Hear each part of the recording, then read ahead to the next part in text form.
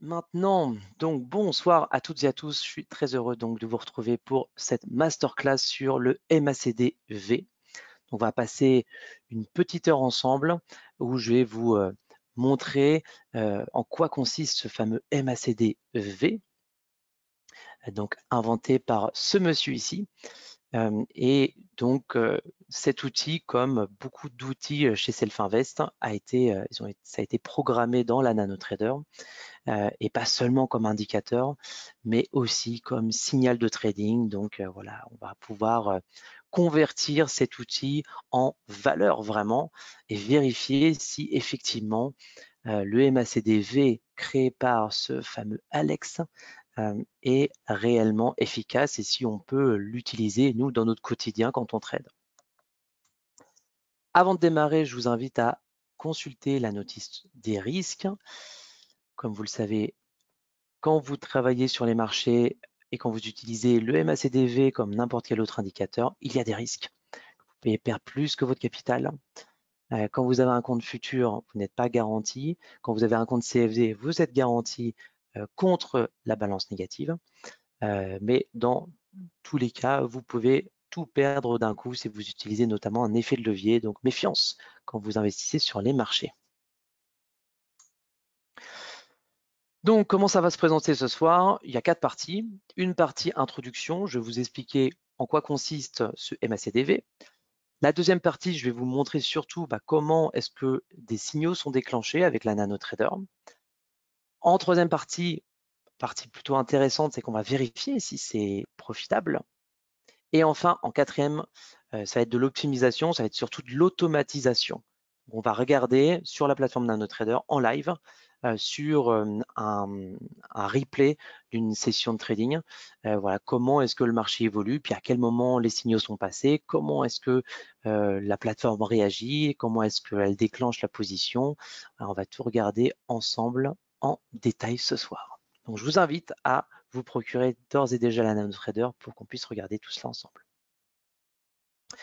Première partie, introduction. Alors, le monsieur que vous voyez ici s'appelle Alex Spiroglou. Il a fait énormément de recherches sur de l'analyse technique et notamment sur le MACD et les oscillateurs, plus précisément sur les oscillateurs. Et donc, ces travaux de recherche ont été soumis à un institut qui lui a décerné en 2022 le prix Charles Dow.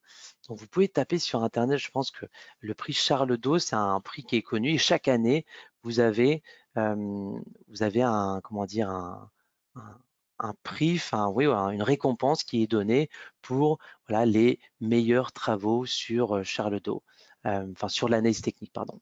Voilà, je vous mets le lien dans le chat.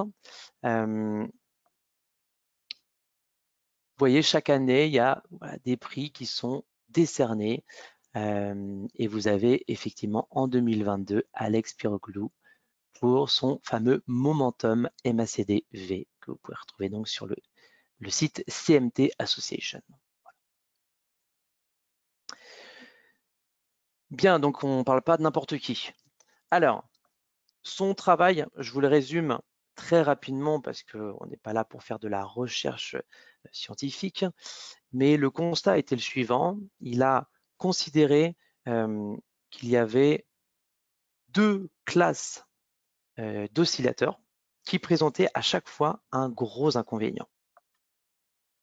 Vous aviez les oscillateurs comme le MACD et le Momentum qui évoluent dans une fourchette. Et donc, le problème, c'est que c'est des indicateurs qui peuvent évoluer donc avec les mouvements du prix. À chaque fois que les prix évoluent, le MACD ou le Momentum évolue aussi.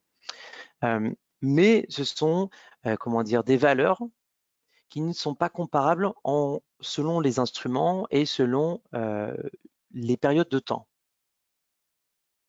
Donc là, vous voyez ici, ça c'est l'indicateur Momentum, ici c'est l'indicateur MACD. La deuxième classe d'oscillateurs, ce sont les oscillateurs qui évoluent dans une fourchette entre 0 et 100, ce qui est le cas du RSI et du stochastique. RSI que vous voyez ici et le stochastique que vous voyez là. Vous voyez, hein, il y a une période entre 0 et 100, même chose ici, et ça n'évolue pas en dehors de ces fourchettes. Et donc, c'est le problème majeur, c'est-à-dire que le prix peut évoluer de n'importe quelle façon, eh bien, les prix, l'oscillateur ne va jamais aller au-delà de cette fourchette de 0 et 100. Et donc ça a été révélé comme un vrai inconvénient et donc une problématique pour l'utilisation des oscillateurs. Bon, le constat étant fait, le Alex Spiroglou a décidé donc de créer un indicateur qui répond à ces problématiques et qui donc enlève ces fameux inconvénients. Et donc, il a créé quelque chose qui ressemble au MACD, mais qui va avoir une interprétation qui sera différente.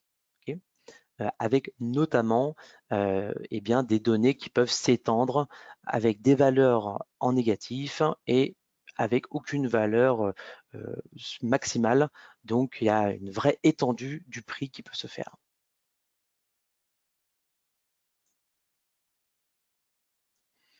Maintenant qu'on a compris cette introduction, passons maintenant aux signaux, ce qui est le plus important. À quel moment faut-il acheter? À quel moment faut-il vendre?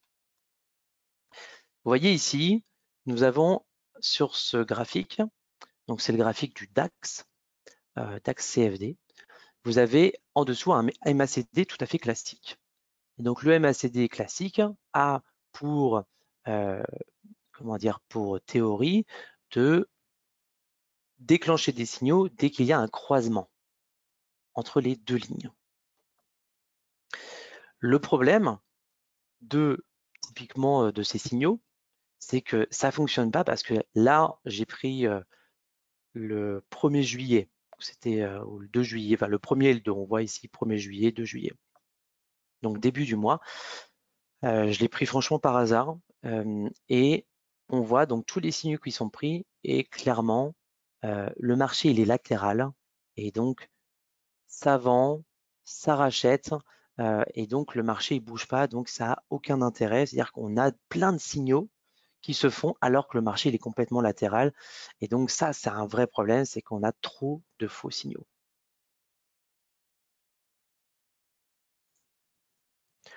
Pour le MACD-V, je ne sais pas pourquoi la qualité elle est moins bonne, mais bon bref, le MACD-V, lui, va vous déclencher des signaux quand on sera quand on sera en dehors des seuils de moins 150 et 150.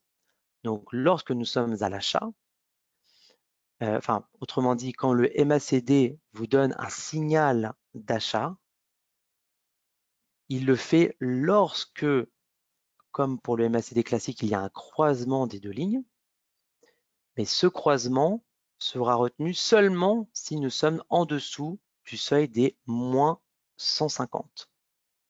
Donc, il faut être absolument en dehors de la zone des moins 150 pour considérer qu'il peut potentiellement avoir un signal et le signal sera déclenché lorsque les deux lignes se croiseront. À la vente, c'est la même chose, sauf que on accepte uniquement les signaux de vente lorsque le croisement se fait au-dessus du seuil de 150. Est-ce que vous avez compris?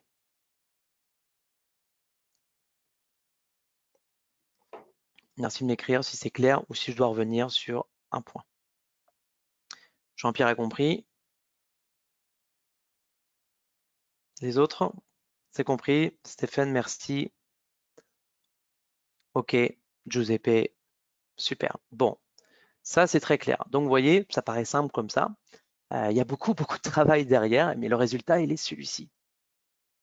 Donc maintenant qu'on a compris cela, on va regarder grâce à la plateforme NanoTrader, parce que comme vous avez vu, NanoTrader ne vous donne pas juste comment dire, un indicateur comme ça, il vous donne la possibilité de déclencher des signaux. Et c'est ça qui, je pense, nous distingue réellement des autres plateformes, c'est qu'on ne programme pas uniquement des indicateurs, mais on programme des indicateurs qui peuvent déclencher des signaux. Et s'ils peuvent déclencher des signaux, ça signifie qu'on peut backtester, qu'on peut faire du trading automatique, etc., etc. Donc, backtest. J'ai pris un DAX futur cette fois-ci, le mini DAX. Je l'ai pris sur le début de l'année, donc du 2 janvier à aujourd'hui. J'ai pris les conditions suivantes. Dès qu'il y a un signal, je mets un stop fixe à 3 ATR et une target à 4 ATR, okay, pour avoir un rendement risque qui soit un peu plus élevé que 1 pour 1. Okay. Donc, target 4 ATR, stop 3 ATR. Pourquoi j'utilise l'ATR? C'est parce que ça s'adapte en fait à la volatilité. Et donc, c'est beaucoup plus efficace quand vous voulez faire du trading automatique, ne pas avoir toujours un stop fixé à 10 points, 20 points, 30 points, parce que parfois, c'est inadapté, parce que le marché est trop volatile, et donc vous faites stopper bêtement. Et donc, la volatilité utilisée pour placer ces stops et ces targets, c'est la volatilité classique de l'ATR, c'est le calcul de l'ATR. Donc, sur uniquement l'utilisation d'un MACD classique, vous voyez que en dessous, vous avez la courbe d'equity. Donc, on commence à 0 le 1er janvier et vous avez vos gains qui évoluent de cette manière-là. Donc, il y a des moments où c'était plutôt fast. Il y a des moments où c'était beaucoup moins bon pendant quelques mois. C'est resté assez flat, ça n'a pas trop évolué dans un sens comme dans un autre. Et puis là, sur les derniers mois, c'est plutôt bon. Mais globalement, c'est pas bon. Globalement, pour ce type de stratégie, c'est assez mauvais. Vous avez un taux de réussite à 43,41% pour quand même 258 trades. Avec un gain total de 1625, mais un drawdown de 5900, donc ce qui est quand même assez élevé par rapport au profit total net. Et donc, on va comparer ce MACD classique avec le MACD V avec les mêmes conditions. Donc, le résultat est le suivant. Avec le MACD V, vous avez une performance qui est largement supérieure. Vous avez vu, hein, j'ai mis le même horizon de temps, 2 janvier, je n'ai pas triché, même stop, même target. On n'a plus 256 trades, mais 41. Donc, il y a une vraie sélection qui se fait, tout simplement parce qu'il n'y a pas de signaux qui se déclenchent. Comment dire, il n'y a pas de signaux qui se déclenchent dans la fourchette. Ça se déclenche seulement en dehors du seuil moins 150, plus 150. Donc, ça explique qu'il y a beaucoup, beaucoup moins de trades. Mais vous voyez que la performance, elle est bien meilleure, sans être exceptionnelle non plus. Vous avez néanmoins un taux de réussite à 60,98%, ce qui est plutôt très très bon. C'est assez rare d'avoir quelque chose de supérieur à 50%. Donc ça, c'est vraiment bien sans avoir fait quoi que ce soit. Donc, on peut conclure en tout cas d'un point de vue, il y a plusieurs choses qu'on peut conclure. C'est que d'une part, sur ce qu'on a vu, mais évidemment, il ne faut pas tirer de conclusion seulement en regardant le DAX, il faudrait qu'on regarde d'autres instruments. Là, je vous ai juste donné un exemple pour vous montrer qu'on peut, si on a nos traders, backtester de cette manière-là et l'angle en tout cas qu'il faut prendre quand on veut comparer deux indicateurs, par exemple. Mais on constate que c'est mieux, que le taux de réussite est bien meilleur. Hein, je vous rappelle, on passe de 43% de réussite à 60, quasiment 61. Donc, c'est bien meilleur. La perte cumulée max est de 920 €. Donc, on a un drawdown qui est bien plus faible ici, 6 fois plus faible. Vous avez 6 000 € ici de drawdown quasiment contre 1 000 €, enfin 920 €, et avec un gain qui est nettement meilleur. Donc, voilà le constat qu'on peut faire sur le MACD-V. Dans les deux cas, je ne vous ai pas précisé, mais on est dans un graphique 15 minutes. Donc, on n'est pas sur du très court terme. On est plutôt sur du day trading, voire du swing. Je n'ai pas mis de filtre particulier de tendance. Je l'ai testé tout à l'heure, je pourrais vous le montrer, un filtre de tendance qui vous donne un résultat qui s'approche des 70%, voire un filtre de tendance où vous avez 100% de réussite, mais vous avez très très peu de trades, vous avez 8 trades sur l'année, donc c'est pas c'est pas très intéressant. Sur 6 mois, un peu plus de 6 mois, avoir 8 trades, c'est pas terrible. Mais bon, ça vous donne quand même 100% de réussite. Donc ça, c'est un filtre de tendance que j'ai utilisé avec le Eken HI. Voilà. Donc maintenant, ce que je vous propose de faire, c'est d'aller regarder l'automatisation de cette stratégie avec la plateforme NanoTrader que vous allez voir juste ici. Donc, je vous explique. J'ai sorti donc le DAX futur ici, dans lequel j'ai ajouté mon MACD V que vous pouvez utiliser en cliquant ici sur ajouter un indicateur. Vous tapez MACD plus loin V ou -V, non, plus loin V. Vous sélectionnez celui-ci, vous l'affichez bien dans une sous-fenêtre du graphique principal et le vous mettez en Centimentor. Ceci vous permettra d'afficher juste l'indicateur. Maintenant, si vous souhaitez un signal, il faudra ajouter le Meta Centimentor. Ce que j'ai fait. Et ensuite, j'ai fermé la fenêtre. Voilà, j'ai mon Meta Centimentor, mon MACDV. Donc, je peux modifier certaines choses. Les paramètres classiques qu'on peut modifier.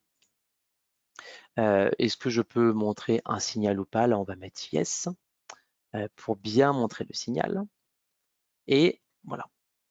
Donc maintenant, on va faire défiler la cotation. Donc, j'ai gardé mon stop loss à 3 ATR, ma target à 4 ATR. Et puis, on va voir comment évolue la stratégie. Avant de démarrer, je vais répondre à la question de Giuseppe. Raphaël, est-ce que cet indicateur est disponible sur la plateforme Meta de base? Je ne vois pas ce que vous voulez dire par Meta. Si c'est MetaTrader, non, ça ne marche pas. Ça a été développé sur la plateforme NanoTrader. Vous pouvez l'avoir, je pense, sur la NanoTrader Free. Mais si vous voulez la version automatisée avec les signaux en live, le backtest, tout ça, ça c'est uniquement avec la version full. Donc, oui, pardon, vous vouliez dire Nano et pas Meta. Donc, Nano, oui, c'est possible avec la Nano Free. Avec la Nano Full, il faudra, ça vous permettra d'avoir ce que je vais vous montrer ce soir. Okay. Donc, là, j'ai pris le DAX à partir du 2 juillet et je vais vous faire défiler sous forme de replay. Okay. C'est ce qu'on appelle les playbacks. Donc, j'ai pris tout le mois de juillet et j'ai enregistré la session et ensuite je vais vous le faire défiler grâce à ce petit bouton. Donc avant toute chose, ce que je vous propose, c'est d'automatiser cette stratégie. Et pour ce faire, je vais choisir mon compte Paper évidemment, je vous conseille d'utiliser. On va prendre à chaque fois une seule position sur le mini DAX et dans l'état d'automatisation, on va mettre ordre auto. De cette manière, dès qu'un signal sera proposé, eh bien, ça va déclencher une position, tout de suite une position. Donc, je clique sur Play et je vais faire en sorte que une seconde ça fasse 5 minutes. Et donc là, on va voir la stratégie évoluer. Donc, à chaque seconde, on a 5 minutes de cotation. Et ici, alors j'ai mis 10 minutes, mais c'est pas 10 minutes, c'est 15 minutes. C'est un graphique 15 minutes dont j'ai besoin. Donc j'ai mon graphique de 15 minutes, j'ai mon MACD. Alors je vais un petit peu enlever ceci. Alors évidemment, sur un playback, ça ne prend pas l'historique précédent. Donc là, on est en train de dessiner le MACD, voilà, les lignes MACD. Donc, on est en train de se diriger vers le seuil inférieur à 150. Vous avez la possibilité sur NanoTrader de faire ce fameux replay. Vous avez juste besoin d'ouvrir n'importe quel graphique. Vous le dézoomez, vous prenez le temps qui vous intéresse sur une journée, vous faites un zoom sur la période qui vous intéresse et ensuite vous faites un clic droit et vous cliquez sur convertir le zoom au playback. Okay. Et quand vous avez fait ça, vous mettez le zoom au playback et après vous retrouverez dans votre espace de travail ici vous irez dans, vous irez ici dans Playback. Vous sélectionnerez le playback, moi celui que j'ai enregistré. Vous ferez un clic droit, vous cliquerez sur ouvrir ou vous cliquerez sur modèle d'étude et vous choisirez le modèle d'étude qui vous convient. Pour faire la même chose que moi, vous irez tout simplement dans Proposal, ici, puis Indicateur et vous descendrez à MACD fait. Et si vous ne connaissez pas cette petite rubrique, je vous conseille vraiment d'aller regarder. C'est très intéressant, il y a plein d'outils vraiment qui sont un peu hors du commun, hors des sentiers battus, des choses qu'on connaît habituellement. Et vous avez plein de choses intéressantes que vous pouvez utiliser. Et à chaque fois, on vous fait une explication sur notre site qui est une explication assez détaillée.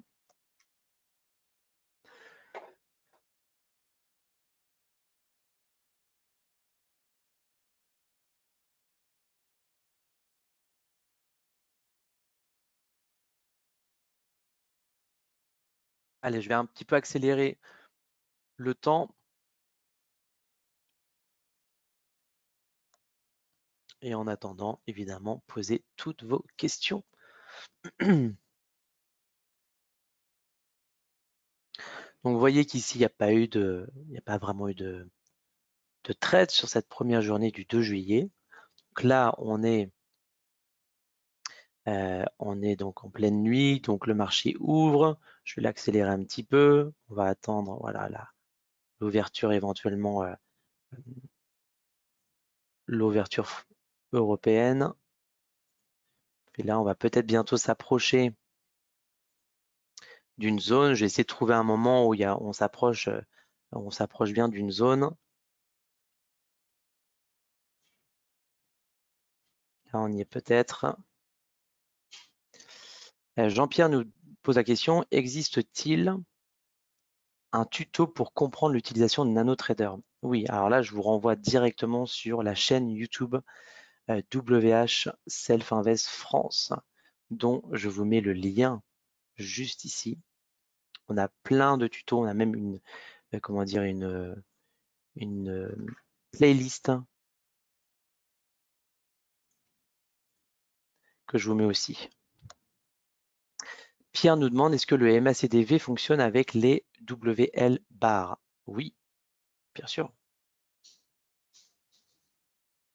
Alors, quelles sont les meilleures unités de temps pour de l'intraday avec ce signal? Alors, meilleure unité de temps, moi, ce que j'ai remarqué, c'était 15 minutes. Par défaut, la plateforme vous la met en 10 minutes.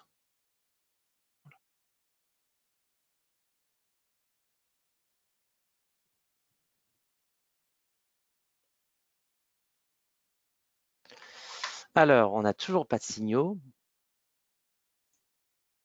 Allez, on va essayer de se rapprocher. Donc, sur la journée du 3, pas de signaux.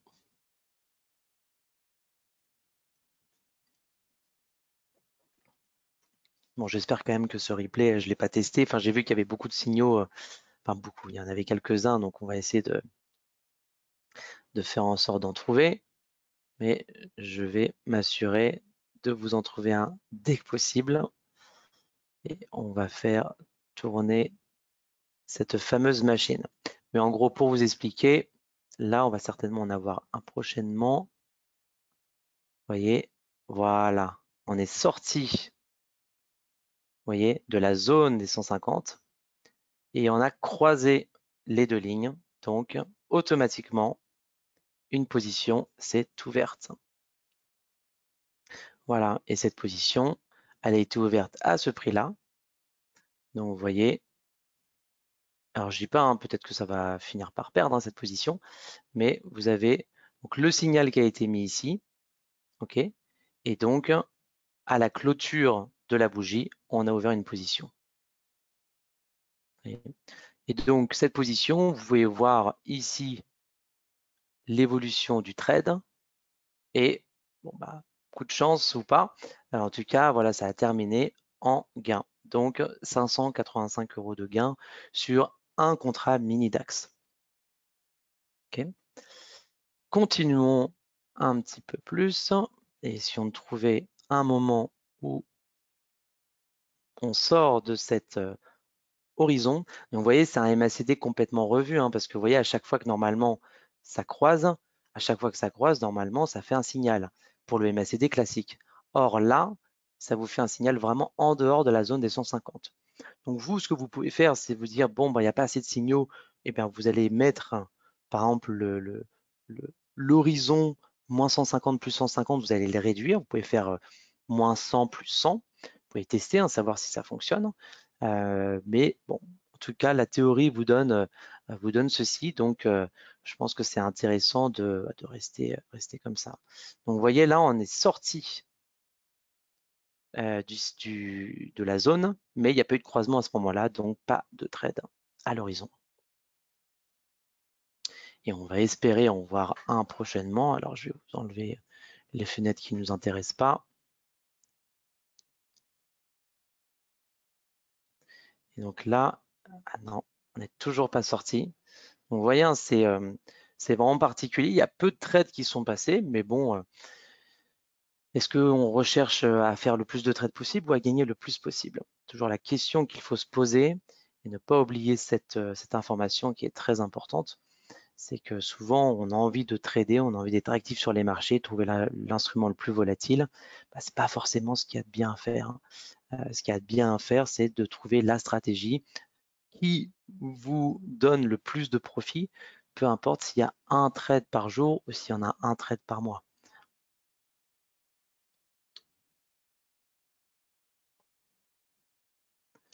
Bon, là, je pense qu'on va arriver...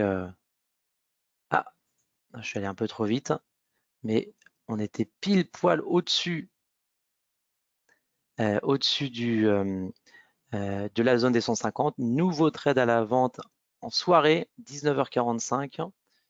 Et donc, espérons clôturer cette position avant clôture du marché.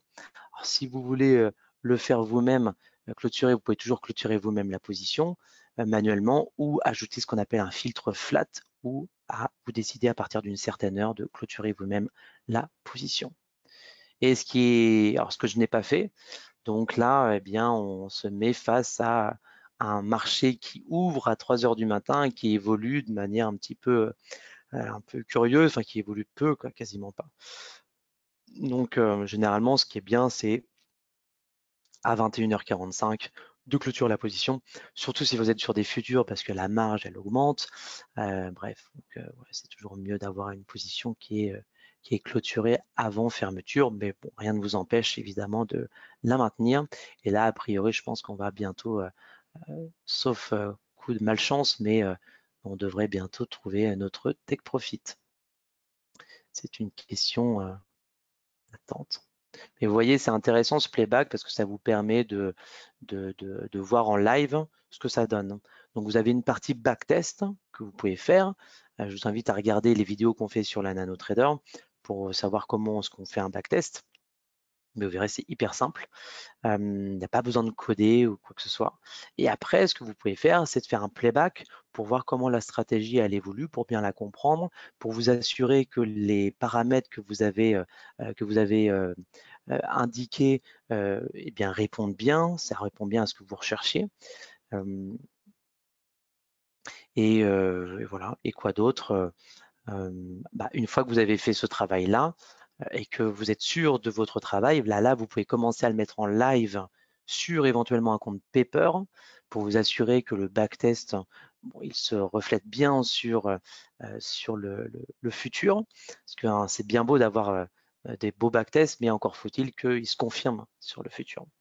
Et donc, c'est pour ça qu'il faut vérifier que vous n'ayez pas de réglage trop optimisé dans votre backtest. Et donc, un compte Paper, ça sert à ça.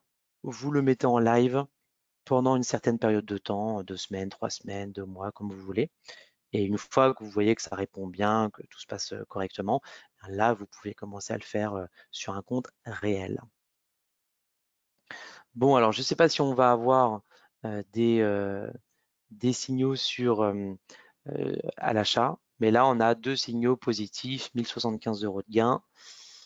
Et là, on arrive sur la journée d'aujourd'hui. Donc, a priori, il n'y aura pas de signaux. Donc, vous voyez, sur un mois, nous avons eu 2 trades, ce qui n'est pas énorme.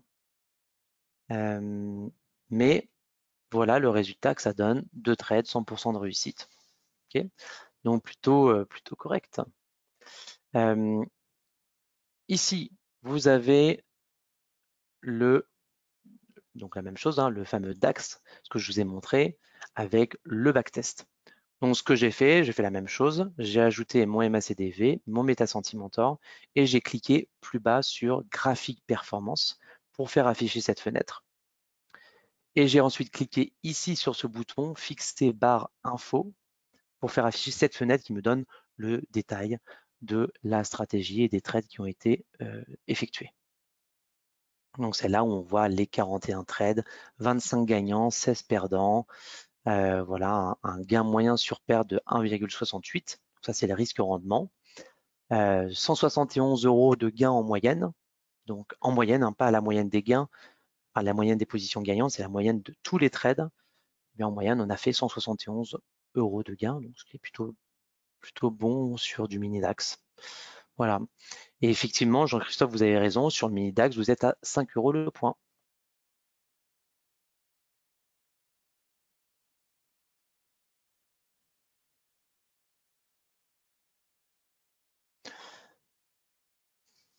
Alors, si vous voulez gérer votre position, vous-même, eh bien, vous pouvez enlever l'ordre auto ici et cliquer sur désactiver ou cliquer sur trade garder ordre auto pour maintenir les fameux stop loss take profit que vous avez paramétrés dans la section bracket. Si vous voulez gérer vous-même votre position. Sinon, vous serez ici dans la fenêtre, ce qu'on appelle ici Speed Trader. Vous aurez votre position en cours. Vous aurez juste à cliquer sur Exit pour gérer vous-même votre position.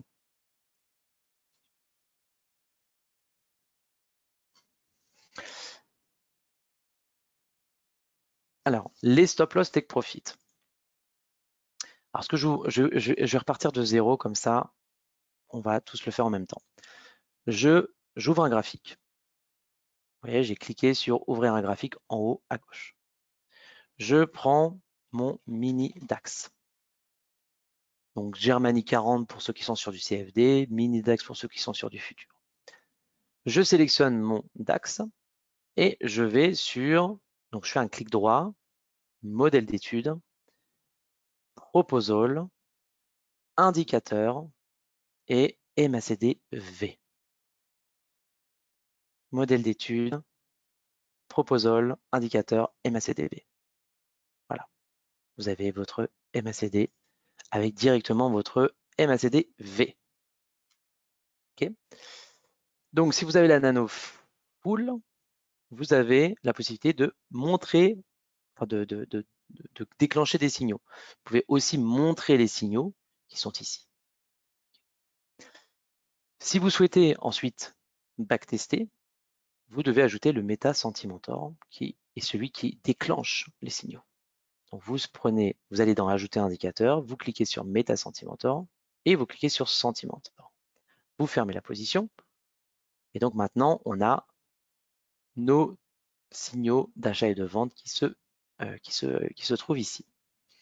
Ensuite, si vous voulez mettre votre stop et vos limites et vos take profit, question de Jean-Pierre, vous allez ici dans Ajouter un indicateur, vous allez dans la section stop, vous sélectionnez le fixe stop, celui que j'ai ajouté, donc je fais un double clic pour l'ajouter, et profit target, je fais un double clic pour l'ajouter. Je ferme la position et les voici dans ma section bracket. Dans ma section bracket, on voit que par défaut, ils sont paramétrés à 30. Donc stop long, stop short. Donc on peut distinguer les achats des ventes pour le paramétrage des stops. Et même chose pour les take profit. Et donc là, au lieu de mettre en tick, je vais les mettre en ATR. Donc 30 ATR, c'est évidemment énorme. Il faut mettre plutôt à 3 ATR et puis 4 pour le take profit. Okay. Voilà. Et donc, si je veux savoir combien j'ai gagné sur cette période-là, eh bien, déjà, je vais trop vite. Là, on est au 17 juin. Okay. Donc, je clique sur graphique performance et j'ai mon résultat ici, 1485. Okay. Je clique ici pour avoir mes statistiques. Donc, c'est la barre info ou en bas, vous allez sélectionner Eval. Et là, vous aurez le résultat. Si vous souhaitez afficher plus d'historique, vous cliquez ici, charger les données historiques et vous prenez par exemple à 300 jours, ou moi ce que j'ai fait, c'est que j'ai sélectionné la date. J'ai pris 1er janvier 2024 et j'ai cliqué sur OK. Et voilà. Okay. Donc là, je suis toujours à ce niveau-là. Donc je clique ici pour backtester depuis le 1er janvier. Okay. Voilà pour ce qui est du mini DAX.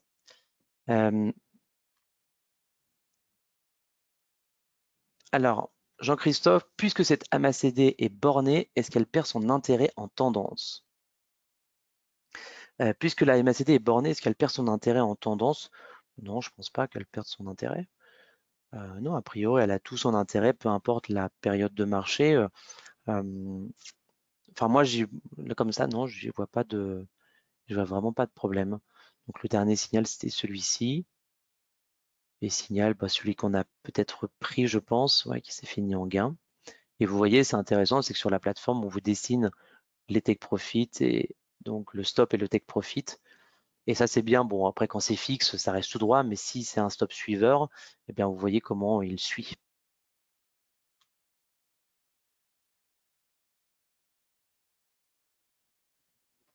Donc, voilà comment on sélectionne le fameux ATR. OK.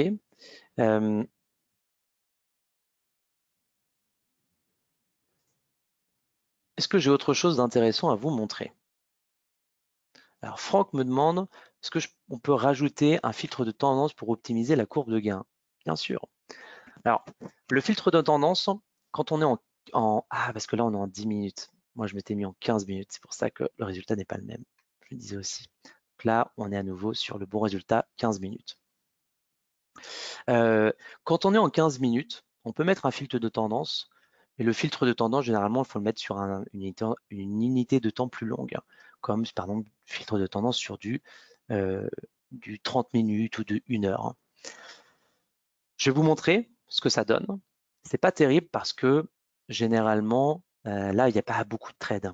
Donc, à rajouter un filtre, ça va enlever certains trades et donc ça va vraiment faire peu de trades. Mais on peut le faire. Donc, si vous souhaitez, quand il y a un signal d'achat, que sur une unité de temps plus lointaine, comme du 1 heure ou du 30 minutes, vous souhaitez que le signal d'achat soit accompagné d'une tendance haussière sur du 30 minutes ou sur du 1 heure. Ça, c'est possible. C'est un filtre qu'on appelle filtre étude. Donc, vous allez créer un autre graphique, toujours du mini DAX ou du Germany 40 si vous êtes sur le Germany 40, sur le CFD. Et alors moi, j'ai déjà un graphique de tendance que j'ai créé. J'ai appelé comme étude Ekenashi. Donc, c'est un graphique Ekenashi en 15 minutes. Alors que j'ai mis en 15 minutes par défaut, mais là, je vais le mettre du coup, Ekenashi, je vais le mettre en 30 minutes. OK. Donc, d'un côté, je vérifie, j'ai bien mon 15 minutes. De l'autre côté, j'ai mon 30 minutes. Donc, vous mettez n'importe quel indicateur de tendance. Moi, je trouve que le Ekenashi, c'est top. Vous avez aussi le super trend qui est excellent. Mais bon, globalement, je trouve que le Ekenashi, c'est vraiment bien. Donc, vous avez ce Ekenashi que j'ai mis en 30 minutes parce que je ne vais pas le mettre en 15. Je vais le mettre en 30 minutes. Je vais enregistrer cette étude. Je vais appeler Ekenashi 30 minutes. Okay. Et ensuite, je vais retourner sur l'autre graphique. Alors, je vais séparer en deux, comme ça, vous allez tous bien voir. Donc, assurez-vous de faire la même chose que moi, d'avoir un indicateur de tendance plus le MetaSentimentor. Okay. Une fois que c'est bon, vous enregistrez l'étude. Et ensuite, on passe à l'autre graphique que je vais mettre un plus grand parce que là, on n'aura pas besoin de voir grand-chose. Et donc, je vais aller ici dans Ajouter un indicateur et je vais taper Study. Study, ça veut dire quoi? Ça veut dire étude. Et donc, ça veut dire qu'on va prendre l'étude à droite et on va le mettre à gauche. Donc, je sélectionne mon étude. Assurez-vous de mettre bien cette étude en sous-fenêtre et surtout de le mettre en filtre pour filtrer. Là, on me demande le symbole. Donc, ça veut dire que je vais choisir mon mini-DAX, mon fameux mini-DAX Ekenashi, 30 minutes, qui est ici. Ça veut dire qu'aussi, vous pouvez prendre un filtre de tendance sur n'importe quel autre instrument. C'est pas obligé que ce soit du mini-DAX. Voilà, a priori, c'est plus logique. Je clique sur Fermer. Et donc là, maintenant, quand je regarde le fond d'écran, bien s'il y a un signal d'achat ou de vente, il faut que le fond d'écran soit corresponde. Okay, donc, je prends par exemple un signal. Vous voyez là, typiquement, ici, on est en signal de vente. Vous voyez, on a un signal de vente qui est ici. Alors, je vais vous enlever ce qui n'est pas intéressant. Vous avez un signal de vente ici, mais on n'a pas pris le trade. Pourquoi? Parce que là, le fond, il est vert. Et le fond, il est vert. Pourquoi? Parce que on était sur un Ekenashi avec une bougie verte. Okay, donc, pas de trade. Et donc, vous voyez que sur la courbe d'equity, bah, ça vous donne ça. Vous voyez, ça vous donne 885 €. Il y a 100% de trades gagnants, ce que je vous ai montré tout à l'heure, mais il y a seulement 4 trades sur l'année, ce qui n'est pas hyper intéressant. Maintenant, on peut regarder si on se met sur une autre unité de temps, par exemple sur du 20 minutes. Bon, est-ce que c'est bien? Bah, ça vous fait un meilleur gain, mais là, on passe à 61%. Si on le met sur du 15 minutes, bon, là, ça met 66% de plus-value, enfin de taux de réussite. En 10 minutes, ici, si on se met en 10 minutes, bien là, on a 67%, ce qui est pas mal. Et puis en 5 minutes, bon, c'est pas terrible du tout. Et voilà. Donc finalement, s'il n'y a pas grand intérêt, le filtre de tendance, je trouve qu'il est intéressant quand on est sur du graphique 1 minute ou 5 minutes. Et là, il y a un intérêt d'avoir un filtre de tendance de 15 minutes ou de 30 minutes.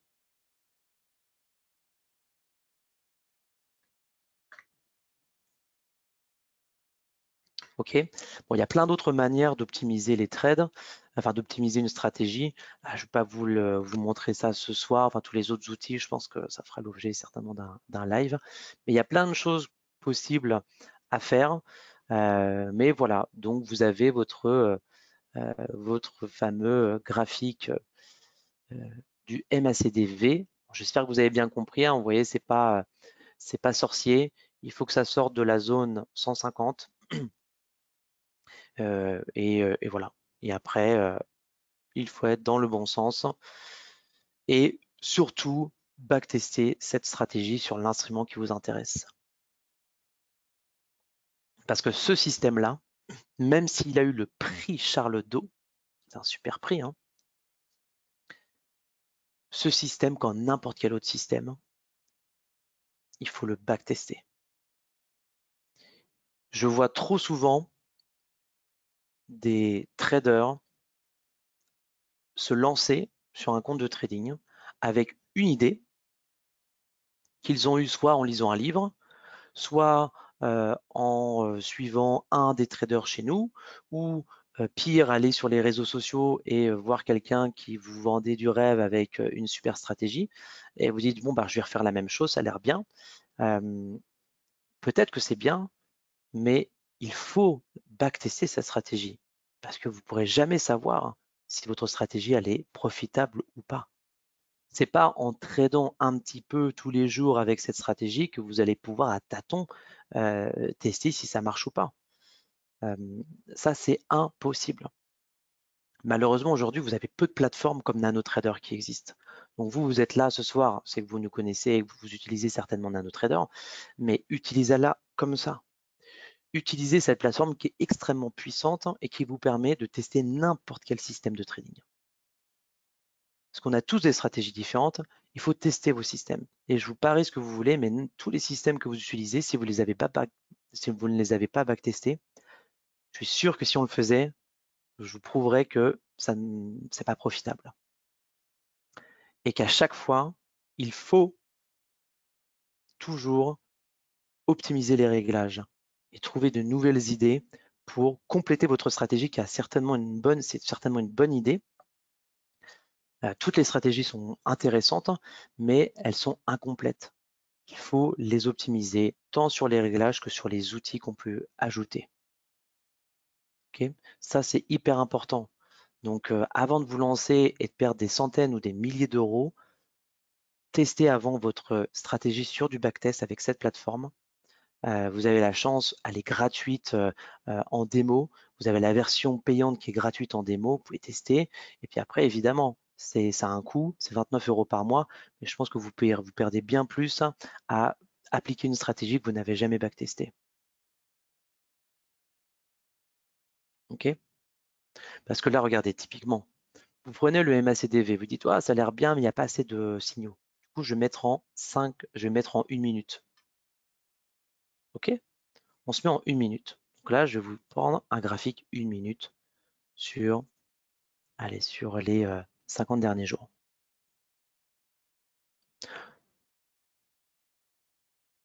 Bon, vous voyez là, ça marche plutôt. Non, c'est toujours 15 minutes. Là, je me mets en 1 minute. Vous voyez là, sur du 1 minute, vous avez plus de signaux. Hein. Pas énorme, hein, vous en avez plus. Vous voyez, ça marche pas. Donc en 1 minute, pas pertinent, ça perd. Donc vous avez regardé mon webinaire, vous avez vu, ouais, ça a l'air de bien marcher. Vous me faites confiance, super. Comme vous faites confiance à n'importe quelle personne qui vous donne une stratégie sur YouTube que vous voyez, c'est normal. Mais avant de faire quoi que ce soit, testez la stratégie. Si vous voulez faire ça en 1 minute parce que vous pensez que c'est mieux, super. Mais avant, backtester. Là, vous voyez, ça marche pas. OK? Voilà, pour moi, la leçon à tirer de ce live, c'est que ce système, comme n'importe quel système, il faut toujours le tester.